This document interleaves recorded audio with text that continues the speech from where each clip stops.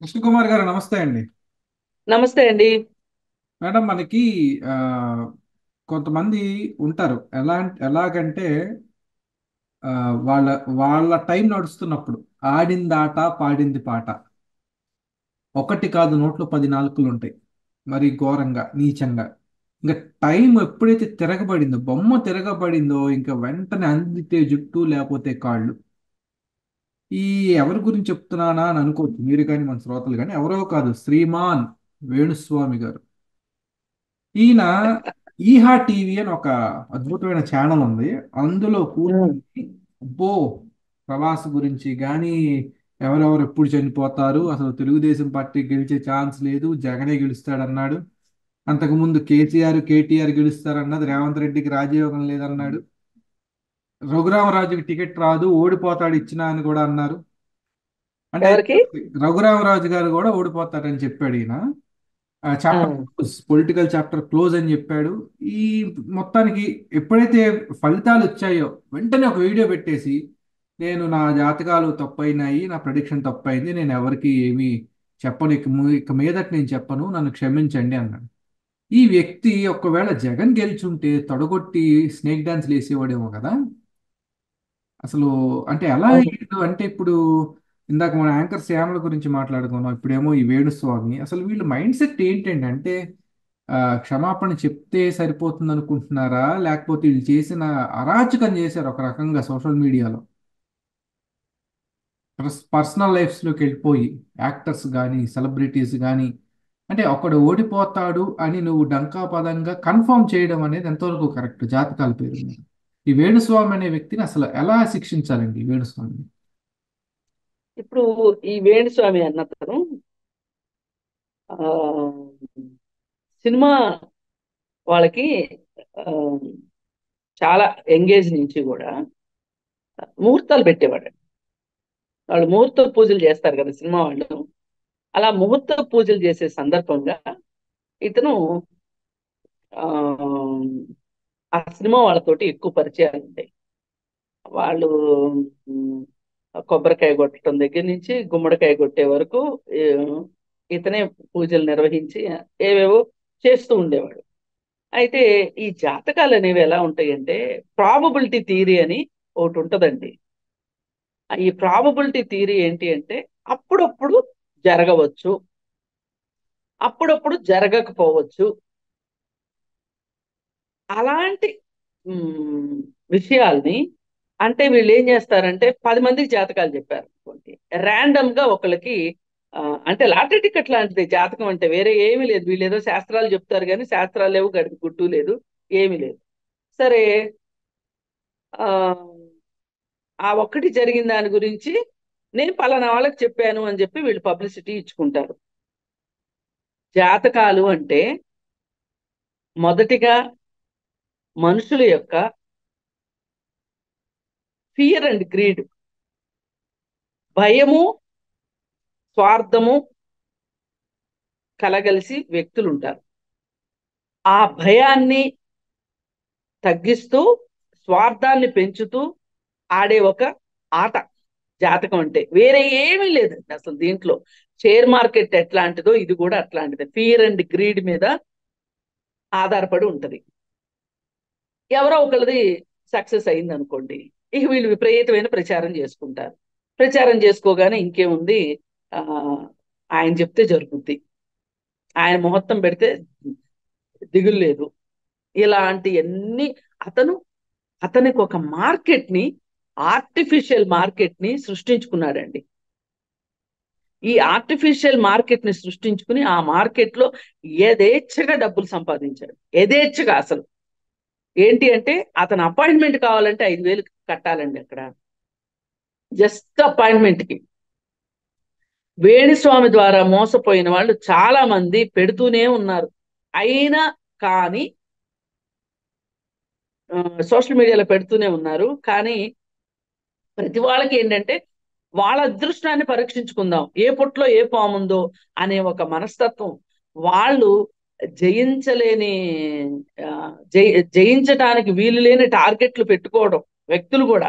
అంటే మరి స్వార్థం కదా, అది అవుతుందా అవదా, అవుతుందా అవుతా, అవ్వాల్సిందే, అవ్వాల్సిందే అంటే ఇలాంటి ఆ, మాయలు మంత్రాలు, ఈ ఈ ఈ మంత్రగాళ్ళు కావాలి. మరి ఇప్పుడు ఈ వేణుస్వామి ఇలా అలా జాతకాలు చెప్పుకుంటూ జనాల దగ్గర నుంచి, అసలే బాధలు కష్టాలతో ఉన్న వాళ్ళ దగ్గర దగ్గర నుంచి ముక్కు పిండి డబ్బులు వసూలు చేసి ఆయన, కాకపోతే వేణుస్వామిలో ఉన్న ఆమ్, ఒక విషయం ఏంటంటే, చాలా మంది స్వామీజీలాగా తనకే అలవాట్లు ఉన్నాయో అవి బహిర్గతం చేయకుండా ఉండడు. స్వామీజీలు బహిర్గతం చేయరు ఎక్కడ. మనకి ఎప్పుడో ఒకసారి ఏదో ఒక స్టింగ్ ఆపరేషన్ లోనో లేకపోతే పోలీస్ ఆపరేషన్ లోనో దొరికితే ఆడ బండారం ఏంటో మనకు తెలుస్తుంది. కానీ ఓ పక్క నుంచి వేణుస్వామి తన బండారాన్ని తను బాగానే బయట పెట్టుకుంటా ఉంటాడు. తను లిక్కర్ తీసుకుంటానని, తను బ్రాహ్మల మాంసం తినకూడదని ఎక్కడుంది, మాంసం తింటానని, అలాగే అతను ఒక పబ్లో కూడా వాటా ఉంది, ఆ, అలాగే ఒక రియల్ ఎస్టేట్ బిజినెస్ చేస్తానని, ఇలా మొత్తం అతని గురించి అతను చెప్పుకుంటా ఉంటాడు. కానీ అతను ఇవన్నీ ఎందుకు చెప్పుకుంటాడు అంటే, తాను ఒక సక్సెస్ఫుల్ పర్సనాలిటీని అని చెప్పుకోవటం కోసం ఇవన్నీ చెప్తూ ఉంటాడు. చెప్తూ ఆ, జనాలను ఆకర్షిస్తూ ఉంటాడు. అడిగినా అడగకపోయినా ఈయన ఆ జ్యోతిషాలు చెప్తా ఉంటాడు. ఇప్పుడు మొదటిగా ఆ ప్రభాస్ సినిమాలు ఆడవు, ఇంకా అయిపోయింది అని చెప్పాడు. అలాగే సమంత నాగ చైతన్య విడిపోతారు. అలాగే ఆ నాగబాబు కూతురు అల్లుడు విడిపోతారు. చిరంజీవి చిన్న చిన్న కూతురు పెళ్లి మళ్ళీ ముక్కలవుతుంది. ఇలా రకరకాలు చెప్తా వచ్చాడు. అసలు ఇప్పుడు మాట్లాడుకున్న వాళ్ళందరి విషయంలో వాళ్ళ జీవితంలో విడాకులు జరగటానికి వాళ్ళ కారణాలు ఉన్నాయి. కానీ ఇతను ఏమంటాడంటే, నేను చెప్పటం వల్లే జరిగింది, అంటే అలా జరిగితే తెలిసే నేను చెప్పాను అని చెప్పుకుంటా వస్తాడు. సరే, ఏది ఏమైనా ఆ ఒకసారి ఏం చేశారంటే, ఆ ఇట్లాంటి వాళ్ళని గాలి తీయటానికి కొంతమంది, అంటే ఇట్లాంటి వాళ్ళ వలలో మీరు పడకండి అని చెప్పటం కోసం ఆ హ్యూమనిస్ట్ బాబు గారు, గోగినేని బాబు ఈయన్ని సవాల్ చేసి స్టేజ్ మీద అంటే లైవ్ డిబేట్ కి వస్తే, లైవ్ డిబేట్ లో నేను జ- నా జాతకాలన్నీ కరెక్ట్ కాదు అని చెప్పించగలిగాడు గోగినేని బాబు గారు. అంతకుముందంతా ఈయన సక్సెస్ రేటు, స్ట్రైకింగ్ రేటు 100 అని చెప్పుకునేవాడల్లా, అతను ఆ రోజు ఒప్పుకుని అక్కడి నుంచి లైవ్ డిబేట్ లోంచి వెళ్ళిపోయాడు. వెళ్ళిపోయి ఏం చెప్తాడు ఇతను ఆ తర్వాత, నాతో పెట్టుకున్నాడు కాబట్టి గోగినేని బాబు భారతదేశంలో లేకుండా పోయాడు, ఆస్ట్రేలియా పోయాడు, ఆస్ట్రేలియాలో ఉన్నాడు, ఇండియాలో ఉద్యోగం ఊడిపోయింది, న్- నేను అతన్ని శపించాను కాబట్టి అతను ఆస్ట్రేలియాలో బతుకుతున్నాడు, అది పెళ్ళాం సంపాదన మీద బతుకుతున్నాడు అని చెప్పి పిచ్చి కూతలు కారు కూతలు కోయడం మొదలెట్టాడు. సరే, గోగినేని బాబు గారు ఆయన ఆయనకి అవసరం లేకుండా, అంటే ఆయన ప్రచారం చేయదలుచుకున్న దానికి అవసరం లేని విషయాలను ఆయన అసలు ఈ చెవితో విని, అసలు నువ్వు నీకేంట్రా నేను సమాధానం చెప్పేది అన్నట్లుంటాడు గోగినేని బాబు గారు కూడా. సరే, తర్వాత ఏమైందంటే, తులసి చందు అని ఉన్నారు కదా, ఆవిడ ఏం చేసింది అంటే, ఈ జ్యోతిష్కులు బండారం బయట పెట్టాలి అని చెప్పి ఈ జాతకాలు చెప్పే వాళ్ళందరూ ఏమేమి తప్పులు చేశారు జాతకాల్లో అని మొత్తం తను చాలా బాగా రీసెర్చ్ చేస్తుంది తులసి చంద్రు. రీసెర్చ్ చేసి ఒక వీడియో చేసింది గోగినేని బాబు గారితో కలిసి. ఏంటి ఆ వీడియో అంటే, అసలు మనకి పొట్ట చక్కరయ్యేలాగా నవ్వు వస్తుంది అనమాట. ఒక ఇంటర్వ్యూలో వేణుస్వామి ప్రభాస్ పుట్టిన నక్షత్రం ఇది అని చెప్పాడు. ఈ నక్షత్రంలో పుట్టినప్పుడు ఈ ప్రభాస్ జీవితం ఎలా ఉండబోతుంది, అతని భవిష్యత్తు ఎలా ఉండబోతుంది అని చెప్పి చెప్పుకుని వచ్చాడు. మళ్ళీ ఇంకొక ఇంటర్వ్యూలో ఇంకొక నక్షత్రం పేరు చెప్పాడు. పైగా ఫోన్ చూసి మరీ చెప్పాడండి. ఫోన్ చూడకపోతే ఏదో మాట్లాడే ఫ్లోలో ఏదో పొరపాటు, ఇప్పుడు నేను కూడా ఇంటర్వ్యూ మొదలెట్టిన దగ్గర నుంచి ఎక్కడ ఒక చోట పొరపాటు రావచ్చు, అవకాశం ఉంటది. ఎందుకంటే మనకి జ్ఞాపక శక్తి ఎప్పుడన్నా ఒక్క సెకండ్ ఇటు అటు కావచ్చు, ఏదైనా పొరపాటు జరగవచ్చు. కానీ ఫోన్ పట్టుకుని ఎట్లా పొరపాటు చెప్పాడండి, నాకు అదే ఆశ్చర్యంగా ఉంది. సరే, అన్ని ఫోన్ చూసే చెప్తుంటాడు మహానుభావుడు. సరే చెప్పాడు. ఆ వీడియో వచ్చిన తర్వాత ఆ వీడియో ఇంకొకళ్ళు ఎవరో ఆ, మీరు ఆ, ఒక పేపర్ చింపండి, ఒక మూల ఏదో రాసుకోండి, దాన్ని మడత పెట్టండి, జేబులో పెట్టుకోండి, మీకు ఉద్యోగాలు వస్తాయని ఒకళ్ళు. ఆ లేదు అంటే మీ ఇంట్లో బీరువాలు ఒకవైపు పెట్టండి. ఇట్లాంటి చెత్తా చెదారం అంతా ఇది ఒక డయేరియా లాగా అయిపోయిందండి, వెర్బల్ డయేరియా లాగా అయిపోయింది. ఈ జ్యోతిషాలు చెప్తున్నారు. వాళ్ళల్లో అందరిని మించిన వాడు వేణుస్వామి. ఈ వేణుస్వామి ఏం చేశాడు అంటే, సరే ఈ పొలిటికల్ పార్టీస్ ఏం చేసినాయి అంటే, సరే సినిమా యాక్టర్లకు అడిగినా అడగకపోయినా జాతకాలు చెప్తుంటాడు. ఆ వాళ్ళ సినిమాలు ఆడతాయో ఆడవో, వాళ్ళకి అసలు అవకాశాలు వస్తాయో రావో, వాళ్ళు చచ్చిపోతారో బతుకుతారో, చాలా ర్యాండమ్ గా ఏం చెప్తాడంటే, ఒక ఇద్దరు హీరోలు చనిపోతారు, వయసు చెప్పడు, పేరు చెప్పడు, ఏమీ చెప్పడు. ఎందుకంటే సినిమా ఫీల్డ్ బోల్డ్ మంది ముసలోళ్ళు ఉన్నారు, 70 ఏళ్ళోళ్ళు, 80 ఏళ్ళోళ్ళు, 90 ఏళ్ళోళ్ళు ఉన్నారు. ఓ ఇద్దరు చనిపోయారు అనుకోండి, ఎలా ఎలా అయినా చనిపోవచ్చు కదా. ఈయన చెప్పడం వల్లే చచ్చిపోయారని ఎందుకు అనుకోవాలి? సరే, ఈయన ఆర్టిఫిషియల్ మార్కెట్ ఒకటి క్రియేట్ చేసుకున్నాడు కదా. ఈ మార్కెట్ మాయాజాలంలో పడిపోయి రాజకీయ పార్టీలు కూడా ఇతనితో జాతకాలు చెప్పించుకోవడం మొదలెట్టారు. మొదలెడితే ఏం చెప్పాడు? మళ్ళీ టీఆర్ఎస్ తిరుగు లేకుండా గెలుస్తుంది, కేసీఆర్ జాతీయ రాజకీయాల్లోకి వెళ్ళిపోతాడు, ఈసారి కేటీఆర్ సీఎం అయిపోతాడు, ఎకాయకిని సీఎం అయిపోతాడు, 29లో కూడా ఆయనే సీఎం అని చెప్పాడు. అంటే ఈయన ఈయన చెప్పింది విని కేసీఆర్కి ఏమో ఎక్కడో బ్రహ్మరథం పట్టబోతుంది, కేటీఆర్కి ఏమో పట్టాభిషేకం జరగబోతుంది అని చెప్పి పొలోమని ఓట్లేసేస్తారు. పైగా ఆయన రాజశ్యామల యాగం కూడా చేశాడు, ఇవన్నీ చేశాడు కాబట్టి ఖచ్చితంగా ఆయన గెలుస్తాడు అని చెప్పి వేణుస్వామి చెప్పడం జరిగింది. నేను ఒకటే అంటాను, నిజంగా రాజశ్యామల యాగం చేస్తే గనక, అంటే ఖచ్చితంగా రాజయోగం వస్తుంది అని రాజశ్యామల యాగం చేస్తే గనక, మరి ఎందుకు కేసీఆర్ గెలవలేదు? గెలవాలి కదా. మీరు చెప్పిన దాని ప్రకారం రాజశ్యామల యాగం చేస్తే, పోనీ వేణుస్వామి పెద్ద అవగాహన లేకుండా చెప్పాడు, ఆయనకి అసలు జాతకాలు చెప్పటం రాదు అనుకుందాం. ఈ రాజశ్యామల యాగం అనేది అసలు చాలా పెద్ద వ్యవహారం కదా ఇది. మరి రాజశ్యామల యాగం చేస్తే ఎందుకు గెలవలేదు కేసీఆర్? గెలవాలి కదా. సరే, ఇవన్నీ హంబక్ అని తేలిపోయింది, అది వేరే విషయం. ఇప్పుడు వేణుస్వామితో ఎందుకు చెప్పించుకున్నారు అంటే, జనాలు అంటే వేణుస్వామి ఒక, ఆయన ఏం చెప్తే అది జరుగుతుంది అనే ఒక నమ్మకంలో ప్రజలు ఉన్నారు కాబట్టి, ఎవరైనా కాస్త తటస్థంగా ఉండి జాతకాలను నమ్మేవాళ్ళు గనక అయితే గనక, వాళ్ళు ఖచ్చితంగా వేణుస్వామి చెప్పాడు కాబట్టి కేసీఆర్కి ఓటేస్తారు అనే ఒక ఉద్దేశంతో అతనికి ఏదో ఒక భారీ ప్యాకేజ్ ముట్ట చెప్పి అతనితో చెప్పించుకున్నారు. అది కాస్త డామిట్ కదట్టం జరిగింది. ఇలా తెలంగాణలో నేను చెప్పింది జరగలేదు అని తెలిసిన తర్వాత, కనీసంలో కనీసం అక్కడికి ఇక్కడికి ఎలక్షన్స్ కి నెలల తేడా ఉంది. కనీసం అప్పటికైనా బుద్ధి తెచ్చుకుని, నాలుగు కొరుక్కుని, నేను మట్టుకు పొలిటికల్ రాజకీయాలు చెప్పకుండా ఉండాలి, రాజకీయ జ్యోతిష్యాలు మానేయాలి అని ఎందుకు అనుకోలేదు? అంటే ఈ 6 నెలల్లోనే మర్చిపోతారు అని అనుకుంటున్నాడా? అంటే ప్రజలకు ఇంత షార్ట్ టర్మ్ మెమరీ లాస్ ఉంటది అని చెప్పి అక్కడ కూడా వేణుస్వామి జ్యోతిష్యం తప్పే అయింది. జనాలను అంచనా వేయటంలో కూడా తప్పయింది. సరే, డబ్బులు ఊరికే వస్తున్నాయి, డబ్బులు ఊరికే రావని ఒక గుండా అని చెప్తుంటాడు కదా, ఈయనకి మటుకు ఊరికనే వస్తున్నాయి. ఏది, ఒక్క నోటితోటి 4 అబద్ధాలు చెప్తే డబ్బులు వచ్చేస్తున్నాయి మరి. అందుకని చెప్పి ఆంధ్ర వాళ్ళు కూడా అడిగితే, ఆంధ్ర వాళ్ళ ప్యాకేజ్ కూడా తీసుకొని జ్యోతిష్యం చెప్పాడు. చెప్పి ఖచ్చితంగా జగనే గెలుస్తాడు, ఖచ్చితంగా జగనే గెలుస్తాడు అని చెప్పాడు. ఏం చెప్పాడు? 20 ఏళ్ల పాటు జగన్ అధికారంలో ఉంటాడని చెప్పాడండి. అంటే ఈ దేశంలో ప్రజాస్వామ్యం లేదు,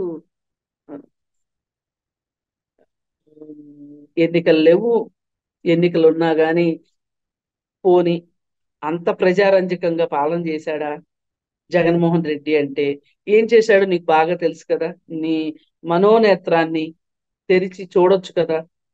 అసలు జగన్మోహన్ రెడ్డి అసలు నీకు అంత జాతకాలే తెలిస్తే గనక నీకు చాలా తెలియాలి కదా.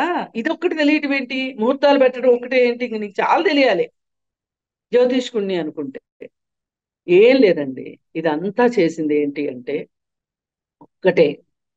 ఇందాక మనం అనుకున్నట్లు తెలంగాణలోగానే అక్కడ కూడా ఎవరన్నా ఒక నిర్ణయం తీసుకొని ఓటర్ని ఇన్ఫ్లుయెన్స్ చేయడానికే ఇలాంటి జ్యోతిష్కులు పనికొస్తారు.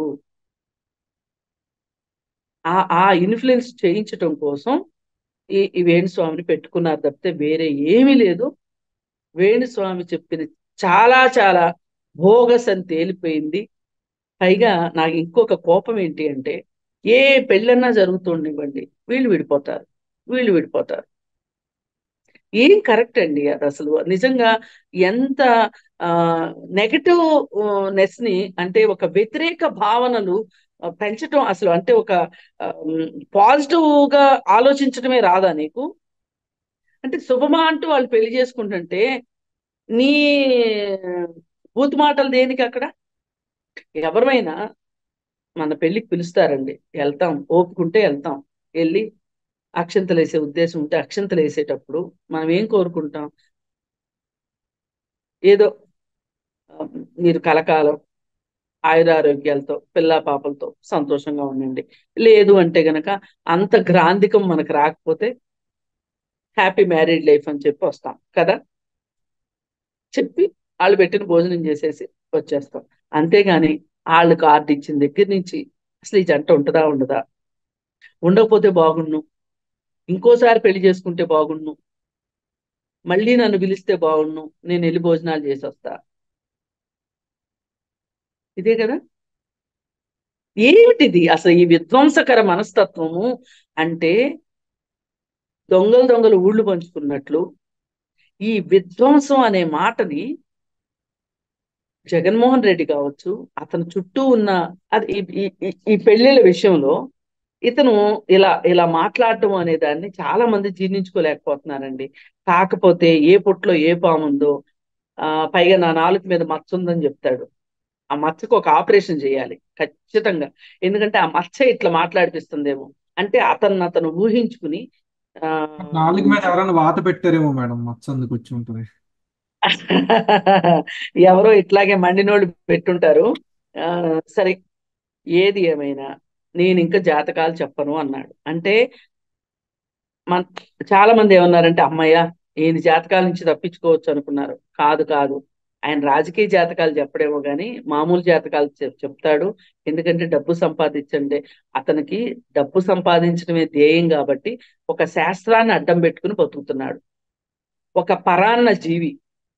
అతన్ని ఖచ్చితంగా పోల్చాలి అంటే అతను ఒక పరాన్న జీవి. కేవలం మాటలు మాత్రమే చెప్తూ ప్రజల మనసుల్లోకి వెళ్ళి వాళ్ళ డబ్బుల్ని కొల్లగొడుతున్న దొంగ.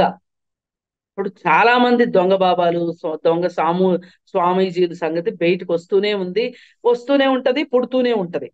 కానీ ఇలా అరే దొరికిపోతున్నాం కదా, చేయకుండా ఉందామని అనుకోరు వాళ్ళు. ఎందుకంటే వాళ్ళు ఎంచుకున్న జీవనోపాధి అది. ఇప్పుడు ఎవరో కోయిదొరలు వచ్చి ఏవో చిన్న చిన్నవి చెప్తారు, కొంచెం బట్టలు అడుగుతారు, కొంచెం డబ్బులు అడుగుతారు. పాపం వాళ్ళన్నా అండి ఇంటింటికి తిరుగుతారు, రోడ్లన్నీ తిరుగుతారు, బజార్లన్నీ తిరుగుతారు.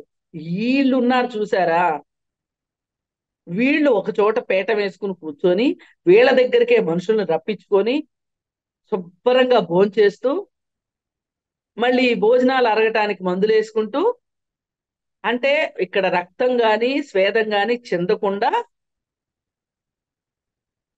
ఇలాంటి ఆ ఎవరైతే ఆశపోతులు ఉన్నారో, ఎవరైతే భయస్థులు ఉన్నారో వాళ్ళ మీద వీళ్ళు పడి జలగల్లాగా వాళ్ళ డబ్బులన్నీ పీల్చుకుని బతుకుతున్నారు.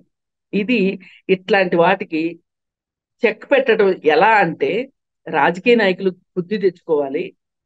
మనం పని చేసి జనాలతో ఓట్లు వేయించుకోవాలి కానీ మనకిచ్చిన టైంలో మనం పని చేయకోకుండా 5 సంవత్సరాల తర్వాత ఓ జ్యోతిష్కుడితో చెప్పించుకునో ఒక రాజశ్యామల యాగం చేసో ఆ మనం అధికారాన్ని తెచ్చుకోవాలి అనుకునే వాళ్ళకి ఈ రెండు రాష్ట్రాల్లో ఇలాంటి వాళ్ళ మీద ఆధారపడిన వాళ్ళ బతుకులు ఏమైనాయో చూసాం కదా ఇప్పుడు. అందుకని ప్రజలు కూడా వీళ్ళు గారడీలు చేస్తారు తప్పితే మన మీద పడి బతుకుతారు తప్పితే, పైగా మన డబ్బులు తీసుకుంటా మన మీద పెత్తనం చేస్తారు కాబట్టి మనం ఇట్లాంటి వాళ్ళ పట్ల అప్రమత్తంగా ఉండాలి. ఇప్పుడు సైబర్ క్రైమ్స్ జరిగే వాళ్ళ పట్ల, ఓటీపీలు అడిగే వాళ్ళ పట్ల ఒక అవగాహన కార్యక్రమం నడుస్తుంది. పోలీసులు చేస్తా ఉన్నారు. మీకు ఓటీపీ అడిగితే ఎవ్వరికి ఓటీపీ చెప్పకండి, మీ వ్యక్తిగత వివరాలు గోప్యంగా ఉంచుకోండి, ఎవరికి బహిర్గతం చేయకండి, ఇలాంటివన్నీ చెప్తూ ఉన్నారు కదా. మరి అలాగే ఇలాంటి దొంగ జ్యోతిష్కులు ఉన్నారు, దొంగ బాబాలు ఉన్నారు. ఆ ఇలా మన మీద పడే, మీ మీద ఆధారపడి బతికే మనుషులు ఉన్నారు.